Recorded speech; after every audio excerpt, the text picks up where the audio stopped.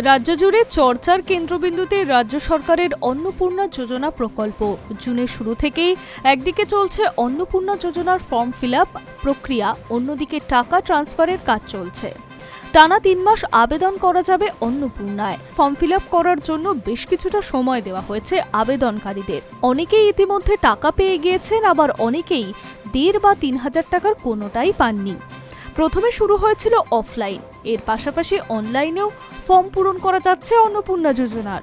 তবে অনলাইনের ক্ষেত্রে সাবধানতা থাকতে হবে বেশি, কারণ অন্নপূর্ণা যোজনার নামে একাধিক ভুয়ো ওয়েবসাইট তৈরি হয়ে গিয়েছে। সেখানে আপনার গুরুত্বপূর্ণ সব তথ্য দিলে হতে পারে বড়সড় বিপদ। কোথায় গিয়ে আবেদন করবেন? অন্নপূর্ণা যোজনা পোর্টালের মাধ্যমে আবেদন করতে হবে আবেদনকারীদের।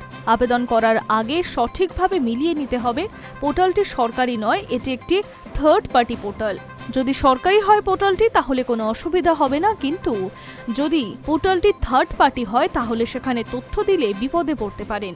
যদি কেউ সরকারি পোর্টাল ছাড়া অন্য কোথাও আবেদন করেন তাহলে সমস্যা হতে পারে। উল্লেখ্য, অনলাইনে আবেদনের জন্য রাজ্যের সরকারি পোর্টাল থেকে ফর্ম ডাউনলোড করে তা পূরণ করে ফের অনলাইনে জমা দিতে হবে। অনলাইন পোর্টালগুলিতে মোবাইল নাম্বার দিয়ে নাম রেজিস্টার করতে হবে আবেদনকারীকে। ফর্ম স্ক্যান করে পোর্টালে ফের আপলোড করতে হবে। স্ক্যান করে আপলোড করতে হবে প্রয়োজনীয় নথি। অন্যদিকে দুয়ারে সরকারের আদলে 15 থেকে 17 জুন পর্যন্ত রাজ্য জুড়ে আয়োজিত হতে চলেছে জনকল্যাণ শিবির।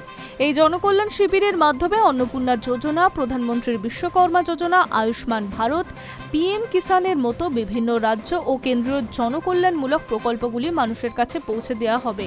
প্রকল্পগুলিতে আবেদনপত্র বা ফর্ম পূরণে যোগ্য উপভোক্তাদের সরাসরি সাহায্য করা হবে। যদি এখানে কেউ ফর্ম পূরণ না করে থাকেন তাহলে জনকল্যাণ শিবিরে গিয়েও আবেদন করতে পারেন। Hi news network.